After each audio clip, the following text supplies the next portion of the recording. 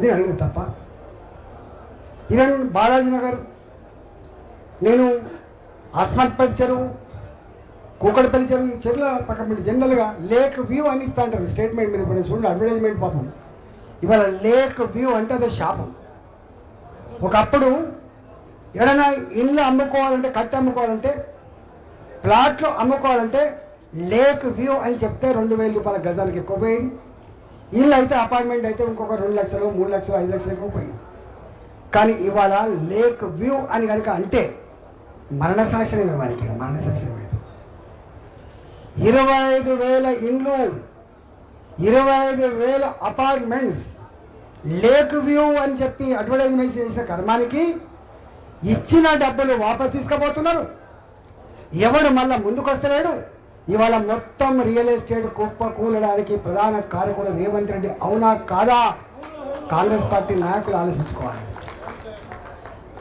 ఇవాళ ఎంత బాధ అవుతుందంటే, నేను ఆ రోజు స్టేట్మెంట్ ఇచ్చినాను.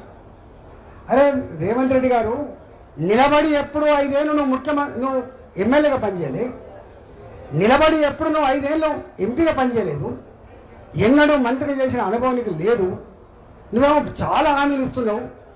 ఒకనాడైతే ఆయన అంటాడు, అదంతానే బిషాది, వాళ్ళకేమెరకనే, మళ్ళీ ఎంత మెదళ్ళేని వాళ్ళు మాట్లాడతారు, ప్రజలకెరక నాకెరక, కడుపు కట్టుకొని ఒక సంవత్సరం కష్టపడితే 40,000 కోట్ల రూపాయలు వస్తాయని చెప్పినటువంటి వ్యక్తి ఆ వీడియో రేపు మా కార్యకర్తలంతా కూడా బయట పెడతారు. ఇట్లాంటి కొన్ని వందలు ఇచ్చారు. ఇంత పెద్ద ఆనాడు మాట ఇస్తే తప్పని వ్యక్తి అని చెప్పుకునేది కేసీఆర్, మడమ తిప్పని వ్యక్తి అని చెప్పుకునేది కేసీఆర్, రాళ్ళతో కొట్టి సంభవం అని చెప్పేది, ఇచ్చిన మాట అమలు కాకపోతే. గా ముఖ్యమంత్రి రాళ్ళు తలుచుకుంటే దెబ్బలకు కొదవా అని చెప్పిన ముఖ్యమంత్రి, ధనిక రాష్ట్రం అని చెప్పిన ముఖ్యమంత్రి, హామీ ఇస్తే అమలు చేస్తారు తప్ప మాట తప్పని ముఖ్యమంత్రి, 1,00,000 రూపాయలు రుణమాఫీ చేయక ఎలుకల పడ్డాడు కేసీఆర్, 4,000 నిరుద్యోగ భృతి ఇవ్వక ఎలుకల పడ్డాడు కేసీఆర్, కాలేజీలో చదివే పిల్లలకు ఫీజు రియంబర్స్మెంట్ చేయక ఎలుకల పడ్డాడు కేసీఆర్, చివరికి అప్పుల మీద అప్పులు చేసి తప్ప రైతు బంధు ఇవ్వలేకపోయిండు, జీతాలు ఇవ్వలేని పరిస్థితి ఉండేది తెలుసు. నేనన్నా గాయన ఇవ్వలేకపోతున్నాడు, గాయన ఇవ్వలేకపోయిండు, నువ్వెట్లా ఇస్తావు రేవంత్ రెడ్డి అని చెప్పి నేనన్నా. అంటే ఆయన అన్న మాట ఇది.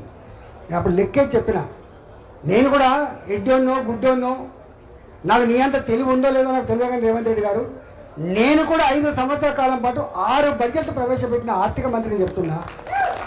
నాకు తెలిసి 5,000 కోట్లు కూడా అదనంగా సంవత్సరానికి ఖర్చు పెట్టే ఆస్కారం లేదు రేవంత్ రెడ్డి గారు. మీరు గిన్ని హామీలు ఇస్తున్నారు, ఇది అమలు కాదు అని చెప్పినది. నీది కాకపోతే ఢిల్లీ దాకా దేకమన్నట్టుగా నువ్వు ఇస్తున్నావు, నువ్వు 100% మోసం చేస్తున్నావు అంటే.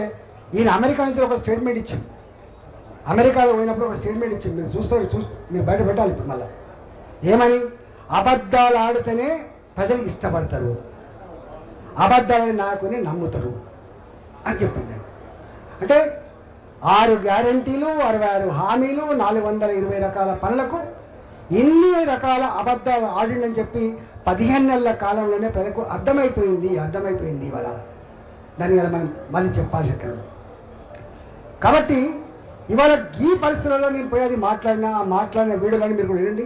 నేను గిట్టే అన్న, ఈయనలోని సైకో అంటారు, ప్రజలు ఎడుతుంటే చూసుకొని సాడిస్ట్ అంటారు.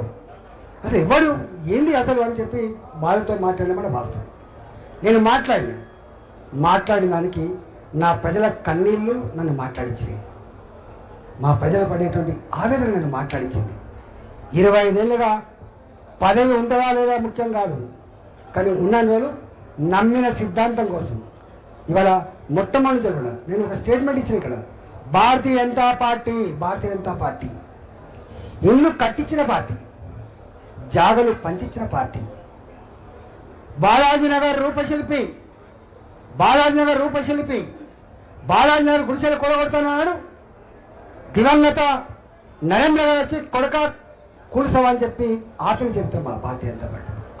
ఇక్కడ ఒక వాజ్పేయి నగర్ ఉంటుంది, ఇక్కడ దత్తాత్రేయ నగర్ ఉంటుంది. ఇక్కడ నువ్వు హైదరాబాద్లో ఎక్కడ పోయినా కూడా దీన్ దయాల్ నగర్ కావచ్చు, దత్తాత్రేయ నగర్ కావచ్చు, అది వాజ్పేయి నగర్ కావచ్చు, ఇవన్నీ కూడా భారతీయ జనతా పార్టీ కూడు లేని వాళ్లకు గూడు లేని వాళ్లకు ఆదుకున్న పార్టీ భారతీయ జనతా పార్టీ.